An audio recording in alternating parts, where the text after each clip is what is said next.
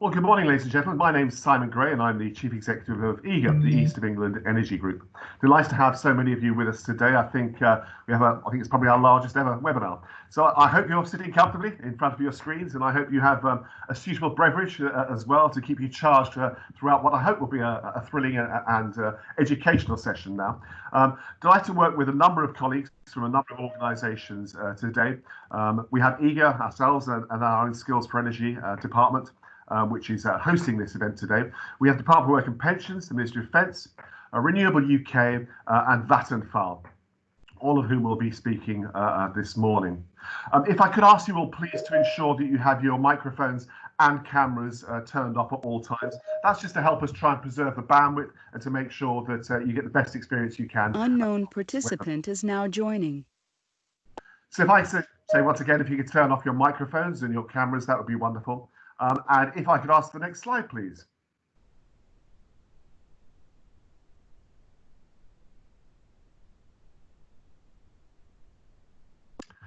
Thank you. So just a few items of housekeeping for those of you that might not be too familiar with Teams. I seem to be spending most of my life on Teams or Zoom at the moment. But so if I could say once again, can you please turn off your video and microphone all times, unless you're one of the presenters, and this is to try and preserve the bandwidth for us. What we're asking is that if people want to ask any questions, do feel free to ask questions. We want lots of questions. Please use the meeting chat function.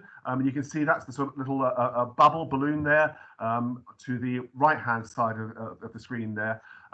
And please ensure, as I say, that use that chat area, ask any questions within that. My colleagues in the background will try and amass those questions together. So when we come onto the question and answer session later on during the course of the webinar today, we'll have all those questions ready for our panel.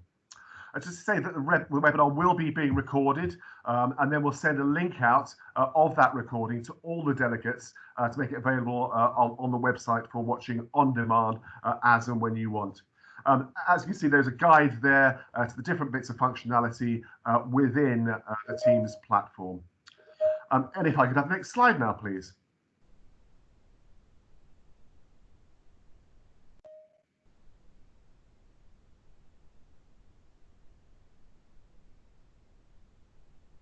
There's often a slight delay in changing slides, so my apologies for that.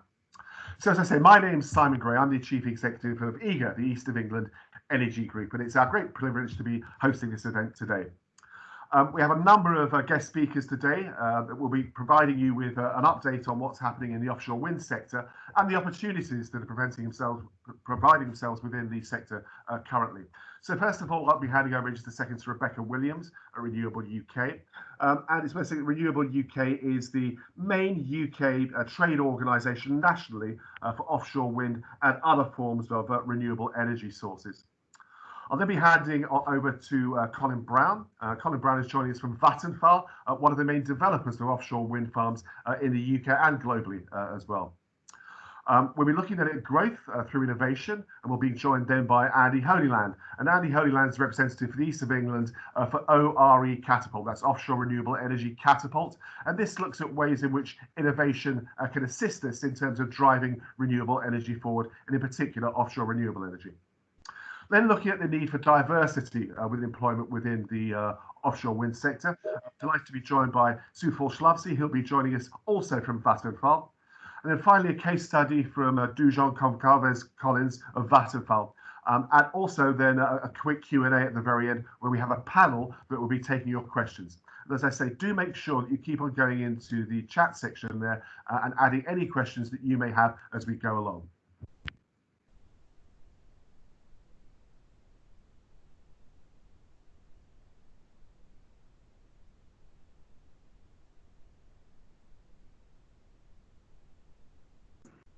Sorry, Simon, you're on mute. Sorry about that, Donal. I had nowhere to mute there. My apologies there.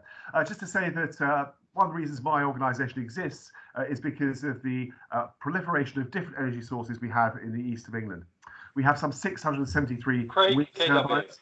Is now joining. Suffolk. Some 55 major solar projects.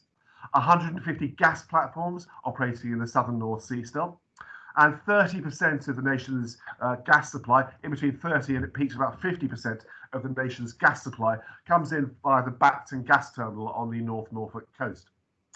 We also have nuclear in the form of Sizewell B in Suffolk, and just a little bit further down the coast at Bradwell, we also have the Bradwell nuclear power station currently being decommissioned, but plans for new nuclear at both Sizewell and Bradwell.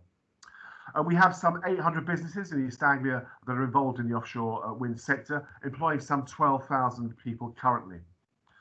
We have a number of regional jobs in offshore wind, expected to rise to about 27,000 by 2030.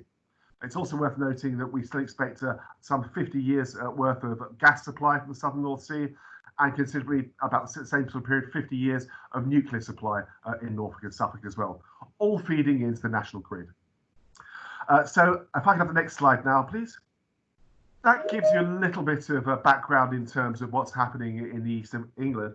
I'm now going to hand over to Rebecca Williams, Head of Policy and Regulation for Renewable UK. Rebecca, over to you.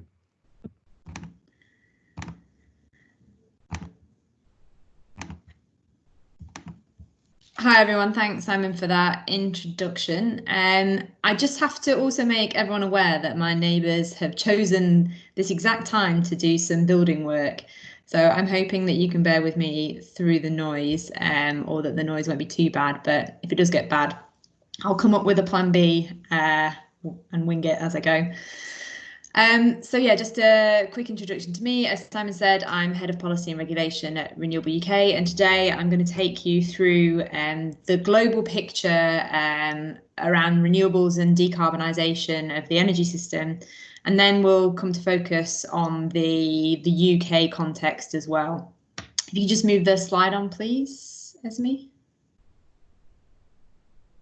Great. I think the obligatory spiel about who Renewable UK are has already been covered off, but just to note that we have around 400 member companies who are across the UK, ranging from some of the biggest developers through to small and medium enterprises in the supply chain, and also key supply chain players. So we represent both developer and kind of manufacturer community as well.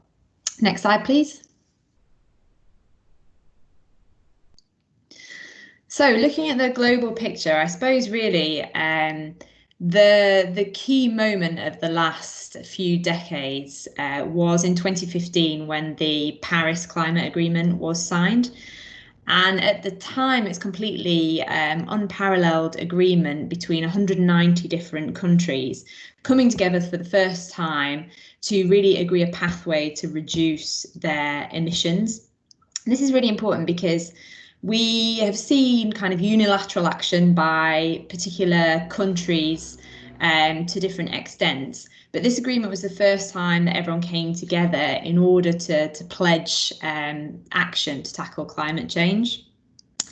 In the UK, we've actually had since 2008 the Climate Change Act.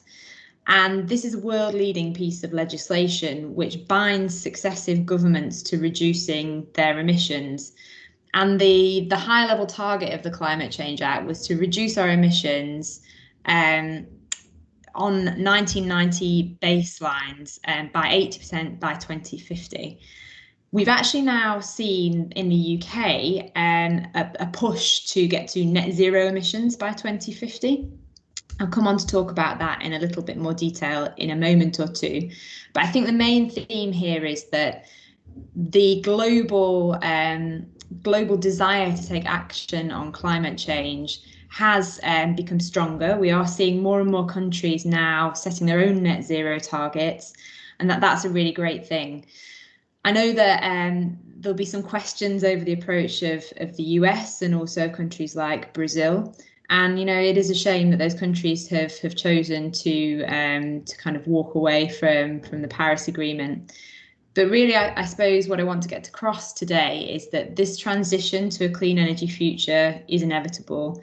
We've already gone so far down the road that there's no turning back, and this is the future. And, you know, countries can do what they like and can make their own assessment of how they want to take forward their energy systems, but this global transition is unstoppable and the market will take us there. The next slide, please. The other thing to notice is that there's an increasing desire from from communities and citizens for governments to take action on climate change.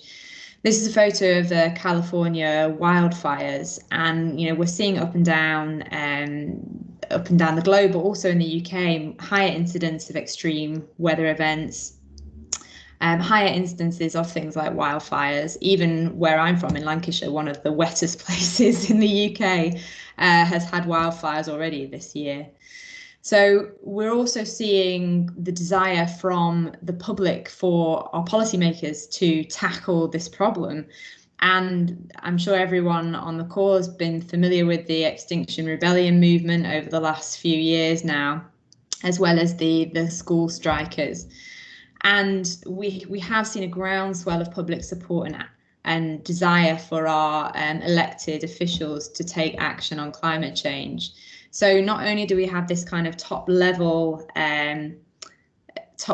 coming together of different countries at a kind of global level to tackle climate change, we also have the ground up desire from normal people and normal citizens to do something about this problem.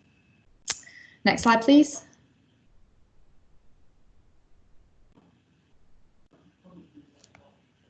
Brilliant.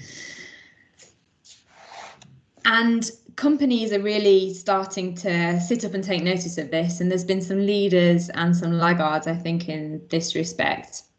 But even if we're looking at where companies who kind of traditionally been in the fossil fuel business, have been major players in the oil industry, we're also now starting to see them want to diversify their portfolios and respond to the energy transition.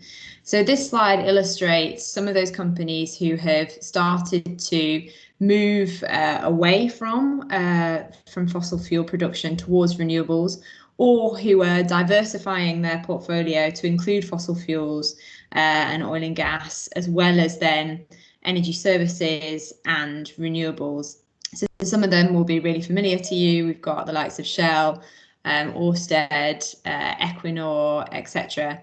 And we are seeing many more people now getting involved in the renewables market. And I think looking forwards to the next year, we've got two major events happening in terms of the leasing of seabed for offshore wind. So we've got the ScotWind process underway at the moment, and we've got Crown Estate's Round 4 process as well.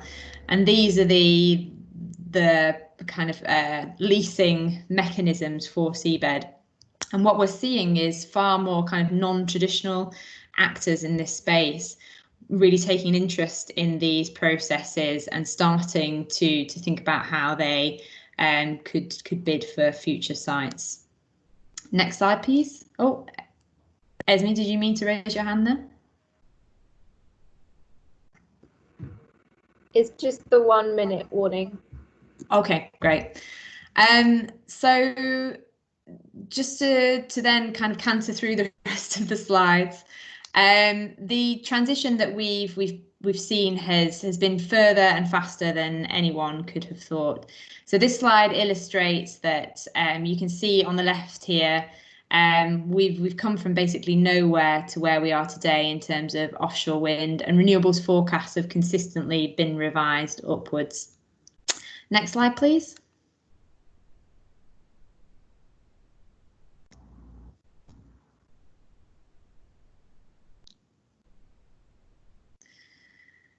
And what's got us there? Well, it's been rapid technological innovation. In the UK, the government set out a framework for the procurement of renewables, and this has allowed companies to innovate and constantly shift their business models to become the most innovative.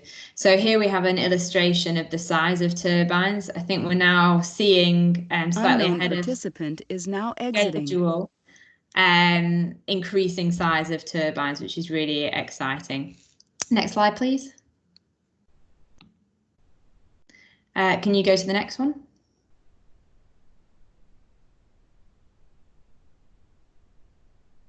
Next one after this, sorry, yeah, brilliant. And in all scenarios looking into the future, as I was mentioning, renewables will be the incumbent form of generation. So I mentioned the Climate Change Act before. We've also got government targets to get 40 gigawatts of offshore wind in the UK by 2030. 2030. So this is a massive growth industry, and the opportunities will be absolutely huge. Next slide, please.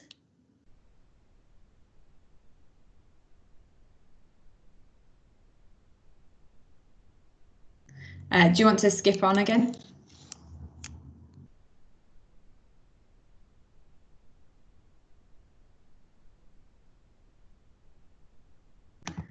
If you could just skip to slide 12, and we can leave after that slide.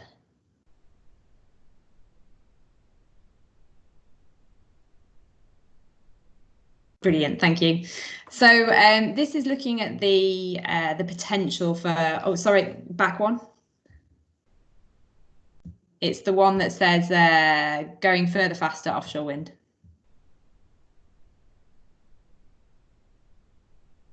Brilliant. So we'll end on this slide because I'm short of time, but just to point out that the opportunity for offshore wind in the UK is absolutely huge. I already mentioned the pledge to from the UK government to get to 40 gigawatts of offshore wind by 2030. Our own scenarios and modelling here at Renewable UK suggests that we could get to 92 gigawatts by 2050. But to do this, we're going to need a lot of help. We're going to need a lot of help from all of you to help us in the supply chain for offshore wind and to deploy these high levels of offshore wind that we need to see in order to tackle climate change. So I'm going to end there, but obviously happy to take any questions at the end as well.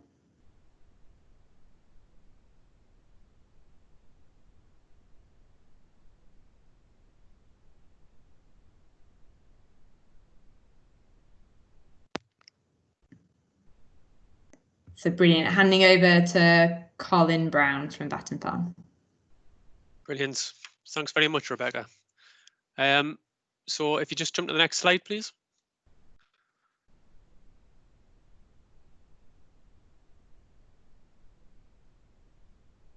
Esme, can you click through?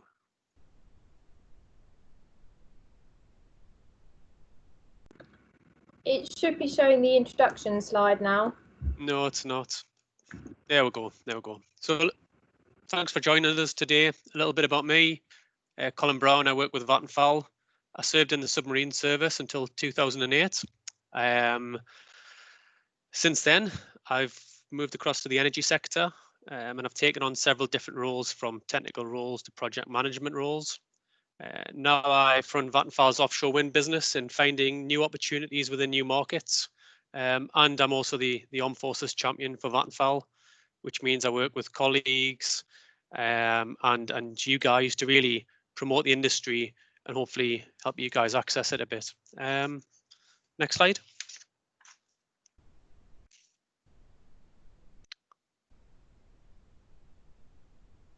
Great, thanks.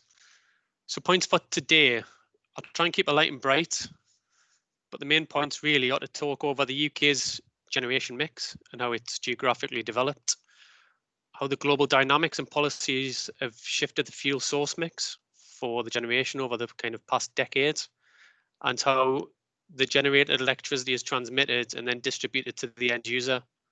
I'll then take a short look at the consumption mix and how consumer demands are changing.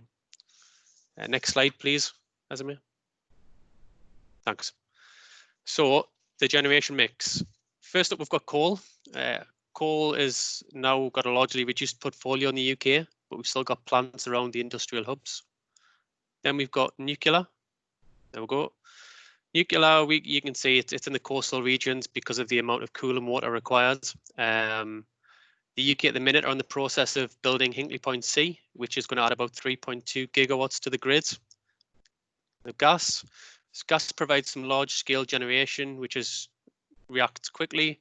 It's cleaner than coal generation, and you can see a lot's centred around the south where demand's high. Then we've got onshore wind. Perfect. So onshore wind provides small generation options close to demand sites. It also is flexible and can provide larger scale generation options for the grid. And due to the flexibility of deployment, it can really be refined to fit the best scenario from a local and national perspective. There's about 13.5 gigawatts of onshore wind currently deployed across the UK. Next up, offshore wind. There we go. Offshore. I guess offshore is still in its early days from the perspective of operational projects. But these projects are growing hugely and it's becoming of national importance. The North Sea and Irish Sea have really provided the best opportunities so far, but with the significant reduction of cost of offshore, development of new technologies such as the floating turbine foundations and the large national targets, offshore is really growing now right around the UK, and it's a real opportunity for the future. I think currently we've got about 9.5 gigawatts of offshore deployed in the UK. Solar should be up next. There we go. Solar, again, as with onshore wind, solar offers flexibility. You can use it in large scale development or small scale development. You'll maybe have noticed from the onshore winds, the main deployment area was in the north of the UK where it's windy. Solar, it's really deployed down south. And what we're seeing now is actually, we're seeing companies utilising solar and onshore wind together in sort of these hybrid projects to get the best of both worlds and really optimise the project. There's around 13.5 gigs of solar deployed at the minute. And then we've got everything else. That's kind of the whole energy picture of the UK. We've got hydro, biomass, generation from waste, oil generation, anaerobic digestion. And the other point to consider as well is interconnectors and how that feeds into the future of the UK. At the minute, we're connected to France, Ireland, and the Netherlands. But looking forward, we're looking at Norway, Denmark, Germany, and Belgium. It doesn't just support demand, but it also allows the best national value to be found. And then we've got this statistic here, which is really, I just thought might be of interest. It's just showing that the UK didn't burn any coal to generate electricity during May 2020. Next slide, Esme. Thanks.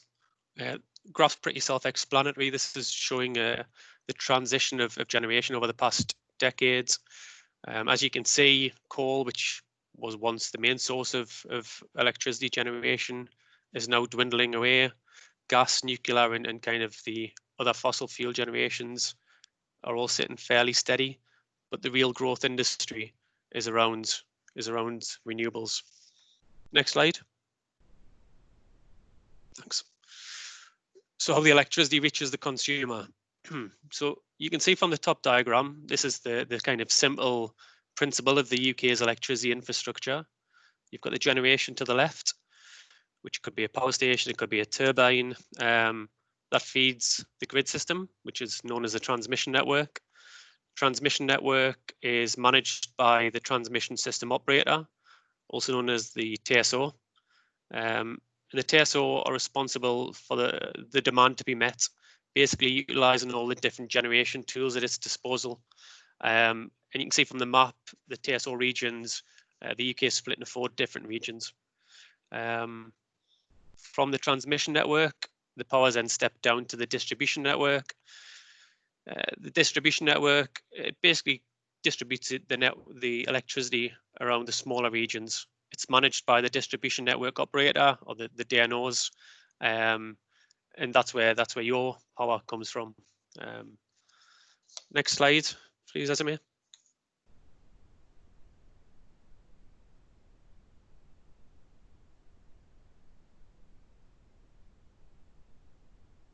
Thanks. So UK consumption. In essence, the consumption mix itself is pretty much the same as the generation mix, with the exception of import-export statistics. And I think that the pie charts really just show that even on an annual basis, the amount of renewables in the system is increasing at quite a rate. If you take a look back to 1990, you can clearly see coal was the dominant fuel source. Take a look at 2018, it's just not the case anymore. And renewables is really taking off. I guess the other point to touch on is kind of this principle of the new consumer. This sort of energy mix isn't just driven by people wanting to change in policy nationally and internationally, but it's also based on the new consumer. So the new consumer is effectively, the consumer uses more technology, which is powered by electricity. Therefore, you need more electricity. but actually there's a culture change to society.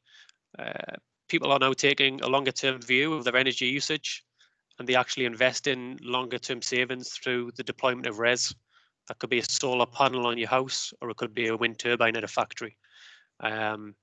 Also, people are more socially aware of the impact on the environment, meaning that they don't only change their behaviours, but they also expect their suppliers and people they work with to also look towards greener sources of fuel.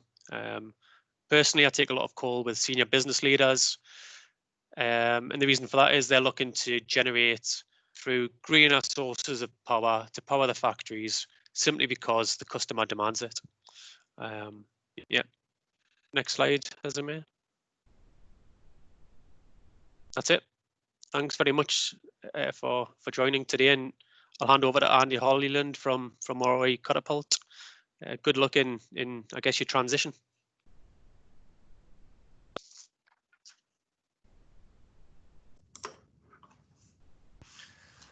Morning, everybody. Thanks, Colin. Yeah, my name is Andy Holyland. I'm the Regional Innovation Manager for Offshore Renewable Energy Catapult. Today, I'm going to take you through a very sort of high-level overview of some of the growth through innovation. Previously, I spent 15 years in the Royal Engineers, trained as a welder fabricator. Majority of my career as an armoured engineer, combat engineer instructor, and transitioned into the energy sector in 2013. Click on, please, Esme.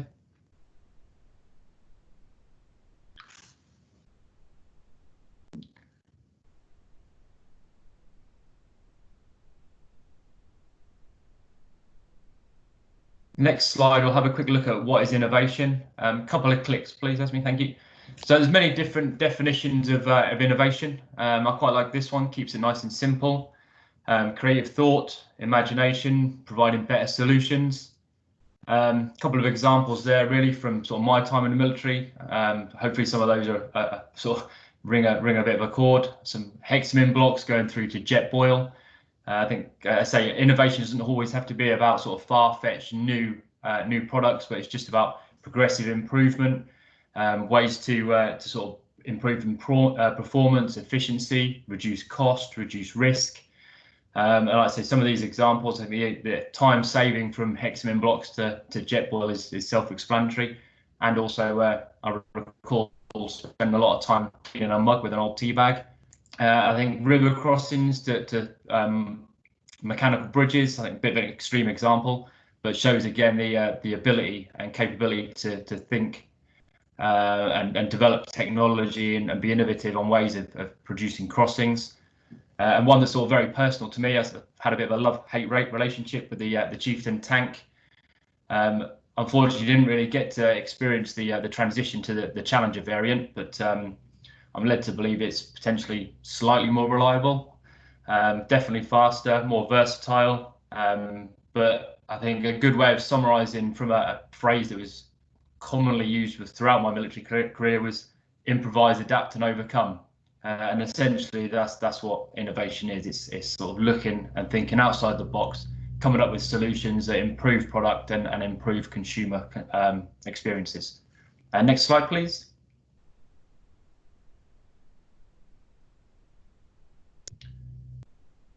We've sort of had a look at some of these already, but just to highlight a few sort of key points. Innovation and fast technology development are opening up lots of opportunities across the energy sector. It wasn't that many years ago that we were kind of looking at the 6 megawatt variant of offshore wind turbine as pushing the boundaries. And we anticipated sort of 14, 15 megawatt by the mid 2020s. And we've had the announcement this year that we've already got a 14 megawatt variant that can be sort of upgraded to 15. And we're looking to the future now at 20 megawatt variants. And also, as mentioned previously, the opportunities around floating offshore wind open a bigger global market in deeper waters. But again, looking to push the boundaries of that technology and innovation and what other opportunities there are for sort of kite-driven variants or large vertical access turbines. So technology is and innovation is sort of moving at a rapid rate of knots for essentially a fairly young industry. But that that sort of innovation and high growth sector allows opportunities to work with existing energy sectors, and I'll use oil and gas as an example, that we can incorporate offshore wind and the capabilities, and specifically floating offshore wind, that how we can aid in the transition, accelerate sort of decarbonisation targets through alternative energy vectors or electrification of plants that have previously predominantly been using sort of diesel. And then, as I mentioned, the new energy vectors and technology around hydrogen and what opportunities that could bring to the energy sector. And next slide, please.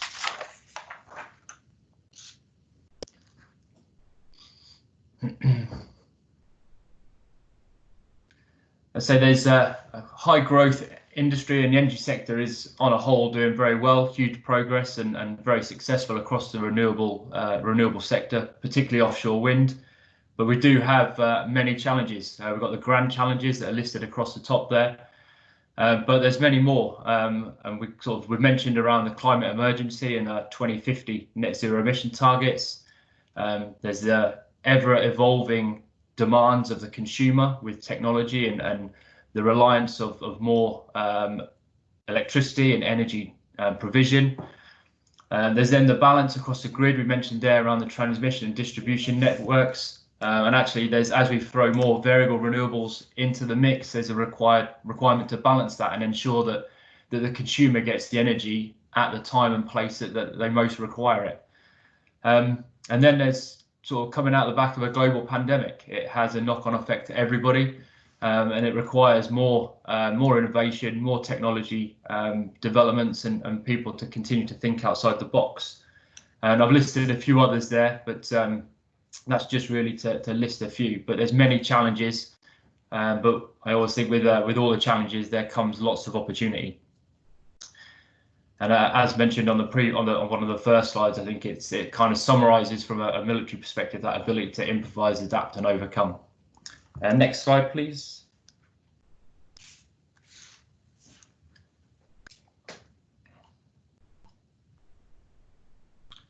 So I'm going to just highlight a few of the examples of some research, innovation, and technology developments that are going on now, and some that are anticipated for the future. Some of these projects and some of these requirements, challenges are very similar to those that have been identified by the Ministry of Defence. There's a couple of clicks on this, Esme, if you want to go through those. Ministry of Defence have sort of highlighted that big data analytics are sort of key areas, and that's very similar with the offshore renewable sector. Robotics and sensor technology, again, they're all requirements, and as we start to move towards more autonomous vehicles and vessels, and intelligent ships is a requirement, especially around subsea vehicles and vessels in the military. And we're looking exactly at those across the renewable sector as well for autonomous surface and subsea vessels. As I mentioned there, we've got massive demand on the grid infrastructure. So we need to start using smart grids and artificial intelligence and machine learning to optimize that and be more efficient and actually provide the energy in the way that we want it and when we want it. Drones, and then obviously the ever progressing virtual, augmented, and mixed reality sort of concepts, very much the Matrix style way of working. It's being massively pushed and developed now, and it's going to be more involved in the future. Next slide, please.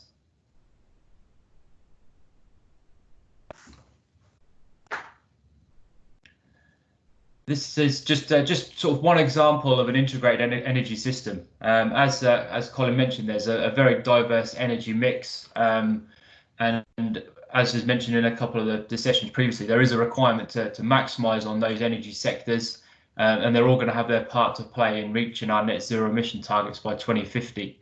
No one single sector is going to be able to achieve that independently.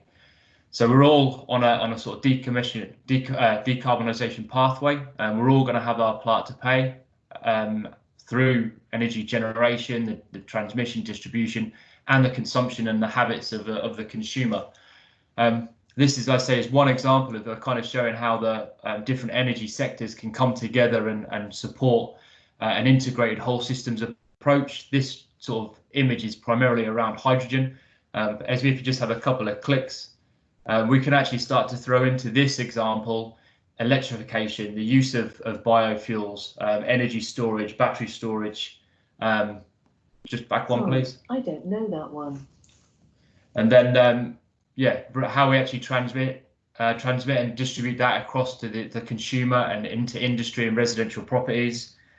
And like I say, using the technology we have and continue to innovate to integrate those into that whole energy system mix. Will open up greater diversification, bigger opportunities for the supply chain, enable us to continue to develop the skills and employment opportunities for our whole systems approach, and hopefully give us the greatest opportunity to meet those challenging targets that we have. And offshore renewable energy is definitely at the heart of this. It's going to be a catalyst to support those existing infrastructure and sectors. And it's definitely an exciting place to be. It's a rapidly developing sector with huge opportunity. Next slide, please.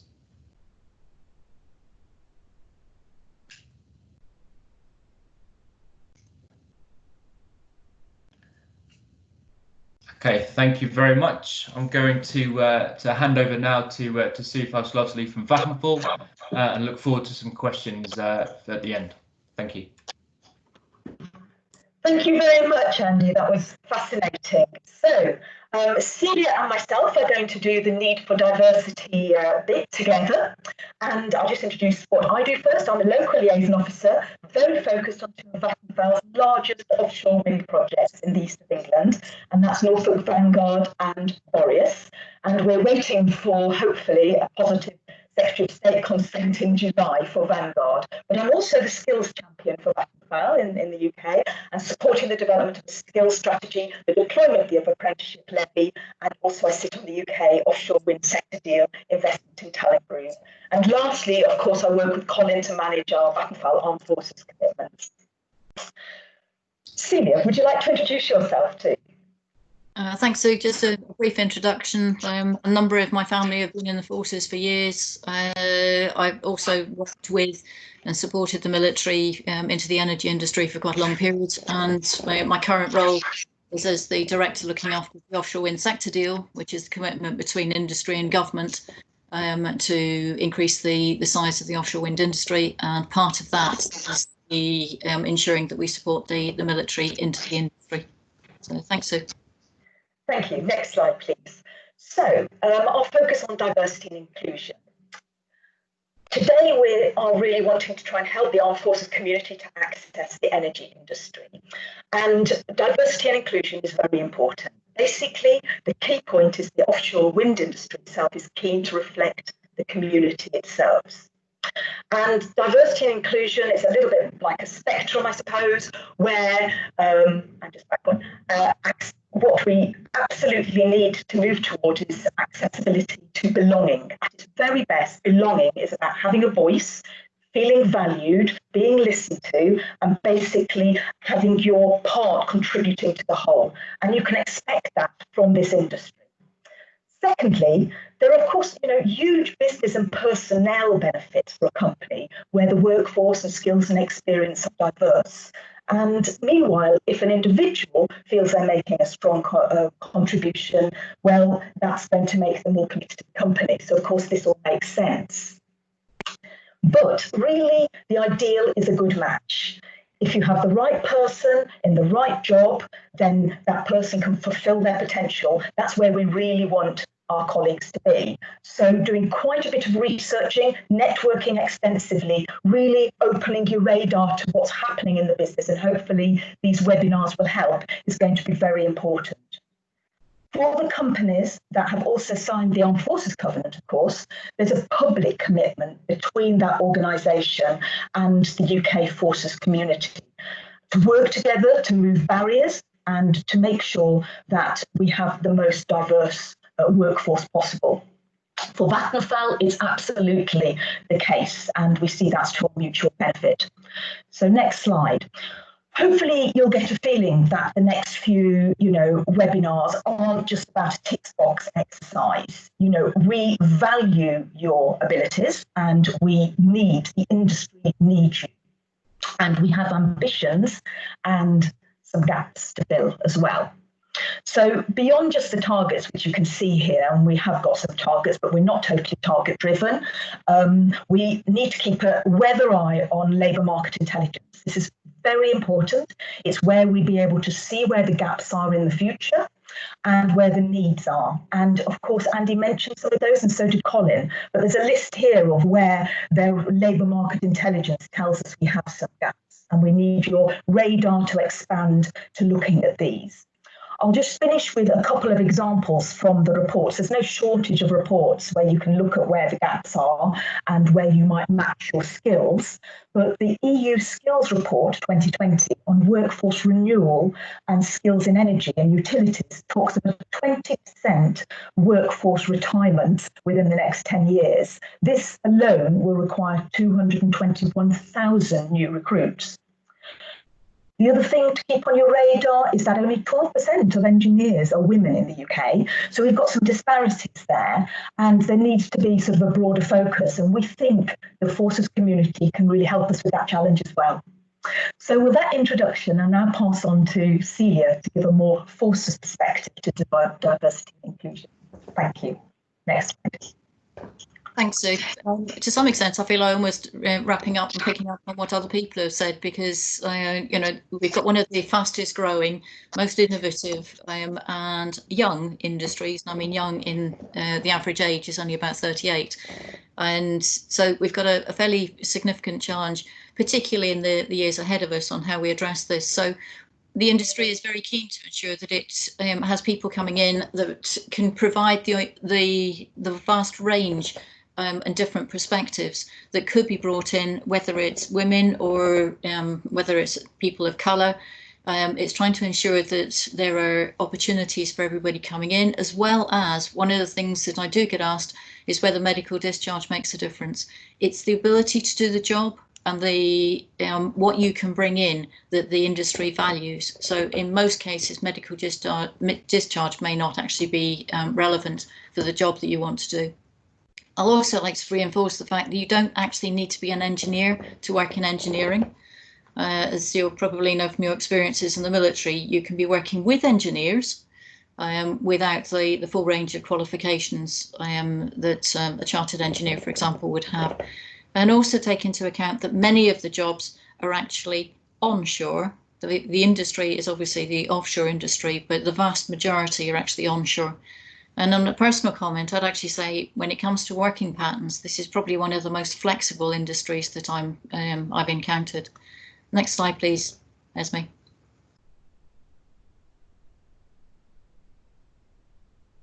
Lovely, thank you. So a very, very quick touch on, you'll be aware that there is a slight difference between the military and the civvy environment. So that, for example, civilians are occasionally late for meetings. They won't always reply to emails on return. Depends what the priorities are. And there is a difference in language between the two. So an SME, depending which side you're on, is either a subject matter expert or a small to medium size enterprise. But taking into account, as a civilian, I don't really need to know whether you're a PTI, tippy, jockey, fairy, sooty, even the artificer. What I need to understand is what you can bring and what that role has meant that you can contribute as you move and look at roles within the industry. So one of the things that Sue touched on is there are industry gaps, and I'm not only talking about offshore wind, I'm talking about the broader industry, where the military have got a lot that can offer. So whether it's from strategic management, managing, motivating staff, leadership, team working, flexibility, adaptability, judgment, decision making under pressure, critical thinking, logical reasoning. I apologise for reading the list, there's quite a long one. Curiosity, grit, resilience, a positive attitude, and listening skills. That's only a few that I've experienced when I've had the opportunity to work with the industry.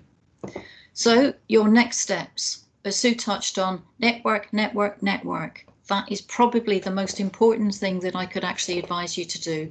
Look at every opportunity you can do, build up your LinkedIn presence, look at making sure that your social media is on a privacy setting. I've seen too many things on social media that I really didn't want to know as a potential employer. And use every opportunity, like webinars of this nature, where you can build your knowledge and get a better understanding of the full breadth of the industry. If you do get the opportunity to take work experience or an internship, consider doing it, because that will give you something else on your CV, and it also gives the opportunity of a reference from a civilian workplace. It may even prove the areas that you don't want to work in, as well as what you do want for the future. So good luck. It's going to be an interesting market to get jobs in the future. However, the offshore wind industry can value what you bring as ex-military. So on that, thank you very much. I'll hand back to Simon.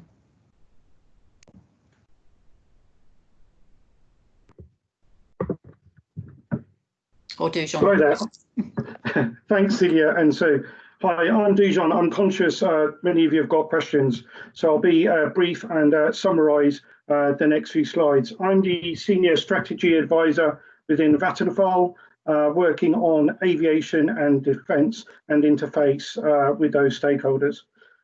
My background is I served two sort of careers within the Royal Air Force. My first half was as an RF regiment gunner for about 13 years, where obviously the skill sets of being a key member of a team, whether that was in a leadership role as an NCO or whether that's with being part of the team. I worked on various squadrons, whether that was Rapier or field squadrons or force protection, and also the typical sort of skill sets and personal qualities that are expected from the people working that sort of role. I then decided when I was about 30 to have a step change, and I applied to be an officer. And then I worked as a fighter controller, aerospace battle manager in the operations support branch, where obviously I still carried on working on air defence matters, but at a sort of longer range perspective. Served overseas a number of times and worked on some very interesting roles through the next 13 years. My last role was looking at the interface of the air defence system with wind farms in the UK. Also gained a personal and professional interest in leadership and management. Next slide.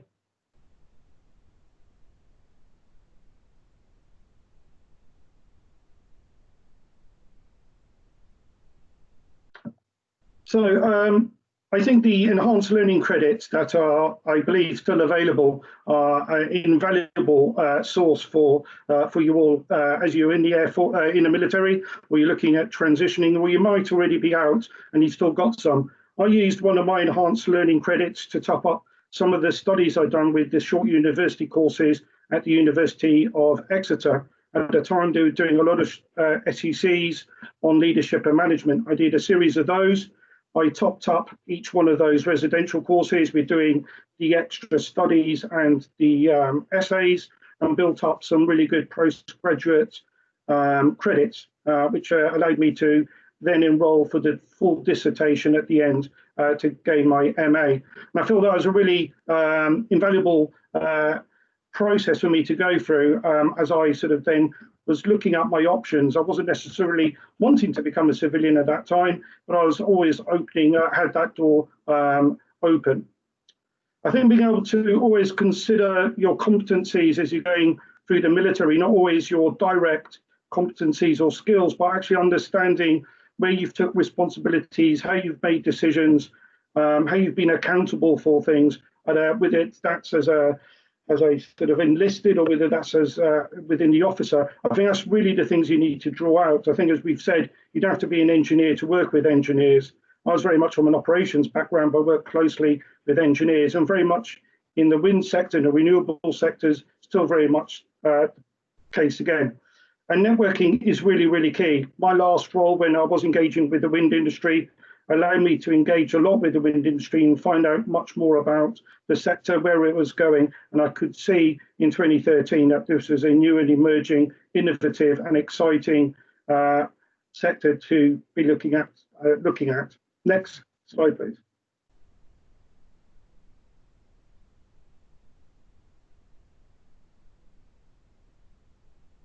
So in my current role within Vattenfall, I work at a external and internal perspective.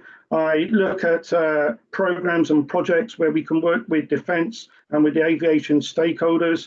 And equally internally, I provide that sort of technical due diligence and lead on a number of projects or work across a number of our projects in our portfolio. Every day is a new day. Every day is a school day.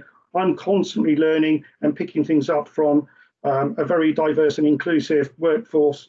And equally, it's great to be able to share my own knowledge. Everyone is interested in hearing and learning from each other. And it's very much like, again, being back in the military, where there's always something new happening every day. So always a great challenge in this sector. Next slide, please.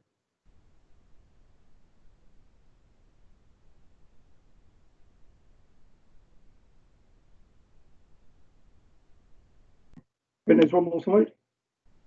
So consider all your skills, your qualities, your competencies, from leadership and management, whatever your specialist professional knowledge has been, your qualifications, your civilian qualifications. If they're military ones, make them sound civilian. See what the if you're able to, with your learning credits, see if you can get more up-to-date qualifications, or those that are in Civilian Street. Do consider saving one of your ELCs for when you're in Civvy Street. Leaving military, did use some to get me up to date on program management and project management, which has been really useful as well. So do your homework, do lots of networking, engage with people in LinkedIn, those you get to meet at events. Obviously, if this was virtual, we could maybe have a cup of coffee afterwards, but please reach out and engage with people, find out more. We are a very big company with lots of roles. It's not just about engineering, it's about the specialists that require to keep this sector going as well, whether it's in HR, admin, project management, sort of risk management, health and safety, lots of things that require the specialists from the military as well. And that's me with my last slide, opening up for questions, and I'll hand over to Gemma and James.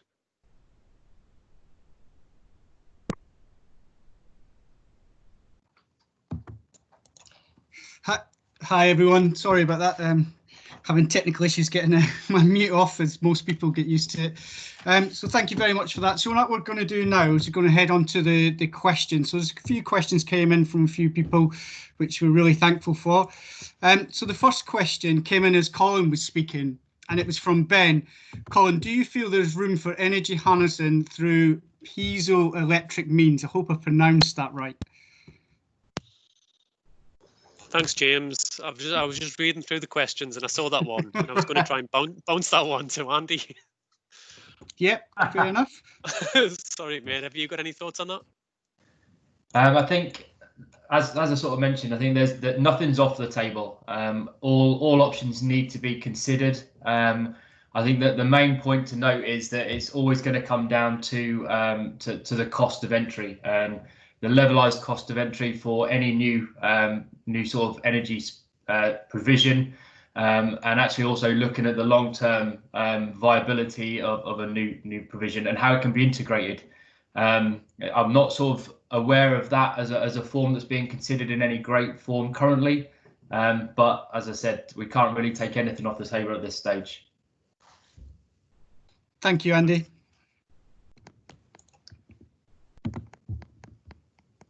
So then, so good morning, I'm Gemma from the Skills for Energy programme, and the next question was, with the predictability of tide and current and the UK being an island nation, what are the prospects for marine renewables in the UK? And that came from Darren Goldsmith. I don't know who wants to pick that one up. Someone from the panel volunteer, please. Yeah, I'm happy to cover a little bit on that.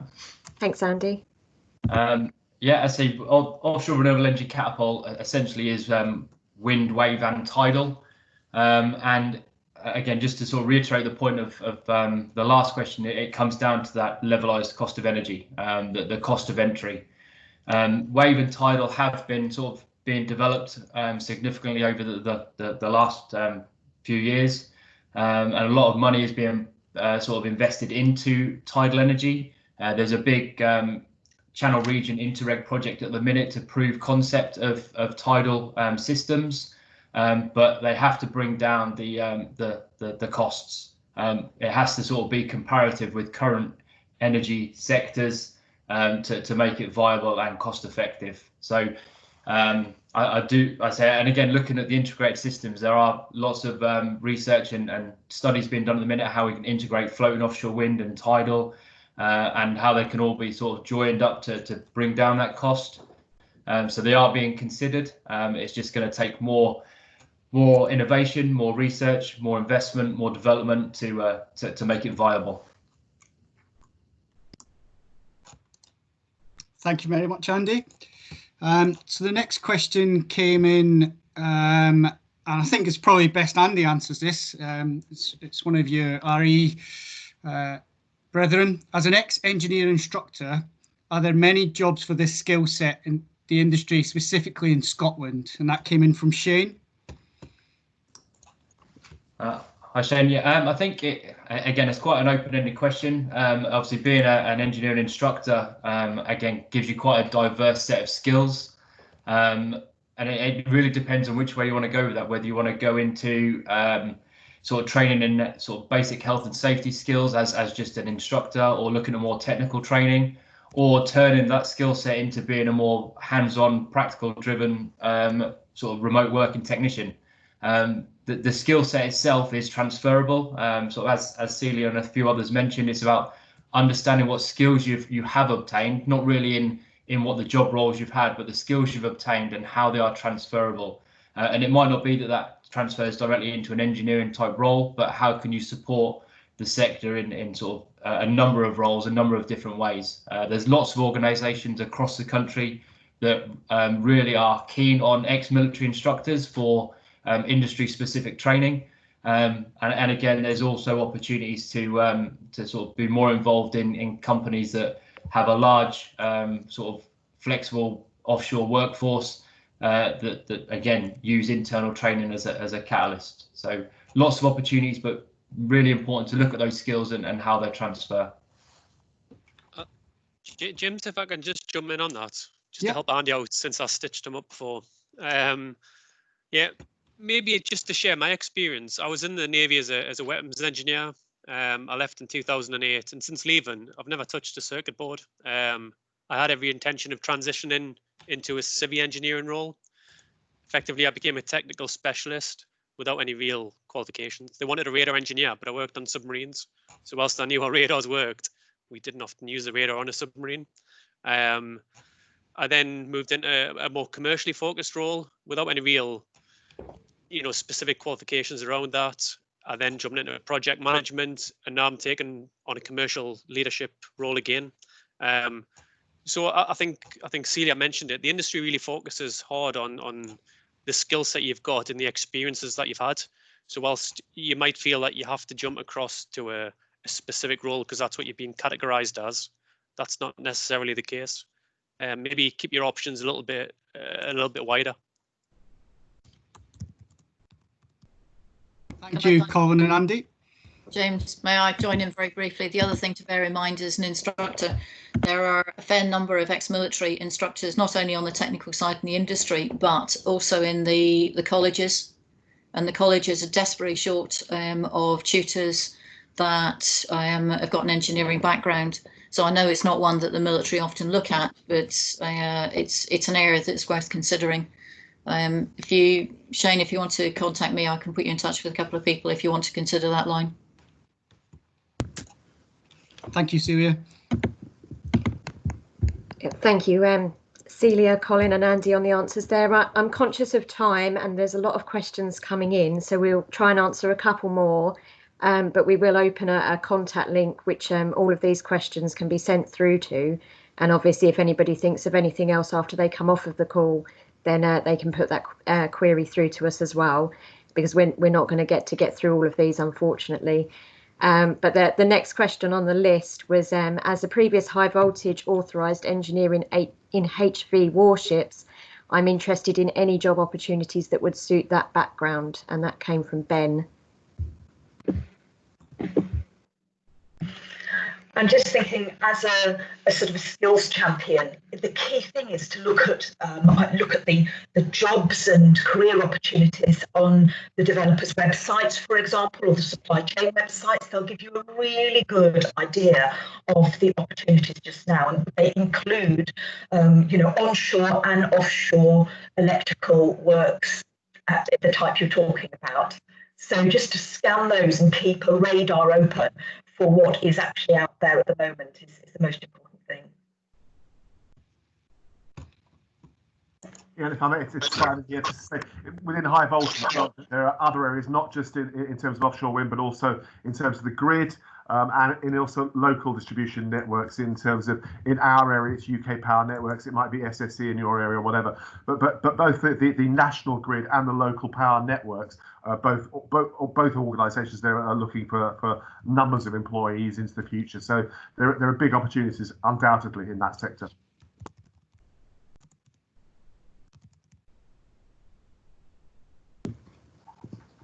Thank you all.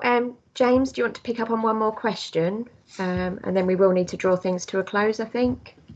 Yeah, so there's a running theme through some of the questions, quite a few of the questions, about any advice on training, skills and qualifications to do prior to leaving to make them more appealing to the sector. So I don't know who's best to pick that one up. I mean, Jenny, you're probably qualified to comment on that, and see that. Also to note, there's a whole section on this in the next webinar. So there's a whole skills and qualifications section. Yeah, I think the key thing to note is there is a lot of information out there, and there's a lot of willing individuals that will assist as well. And we're obviously going to share the details of everybody that's presented today that will be able to give you some of that information. I mean, I did have a question actually from myself, which, as you guys know, we've got 3 more webinars coming up. Is there anything which you would like to cover, for us to cover specifically thereafter? So perhaps training, skills, etc. is something we could do a specific session on. But if you do have any suggestions, if you ping them through to me, I'm quite happy to collate those. I'll share my email address within the chat. And we can make sure that we try to answer as many of your questions as possible. And I think, James, unless you've got anything to add, perhaps we should hand over to Simon now to just to close the event today, and just, yeah, thank you all for your participation.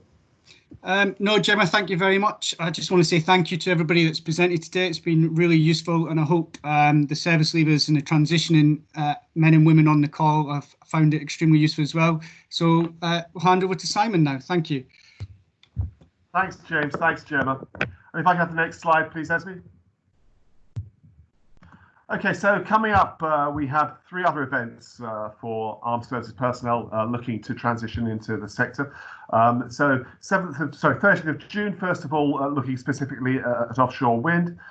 All dates for your diary. 7th of July, renewable generation and decarbonisation in the UK.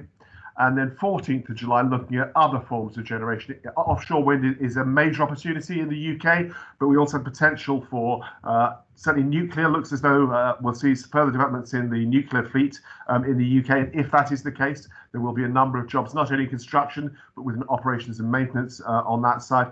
There's still a continued oil and gas sector for a number of years to come yet. And there will be opportunities in those sectors. And I mentioned previously and earlier on the whole network and distribution side of the energy sector, as well as the more innovative things that are going on in energy storage and hydrogen production and those kind of areas as well. If I can have the next slide, please.